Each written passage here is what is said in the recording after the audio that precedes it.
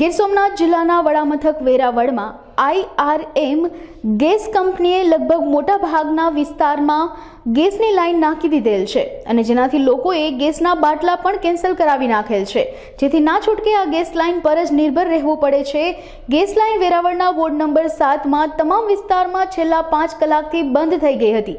વધુમાં મીટર પર emergency number આપેલા છે, તેમાં પણ ફોન લાગતો નથી, જેથી લોકોના ટોળા ગેસ એજન્સીની ઓફિસ પર પહોંચ્યા હતા।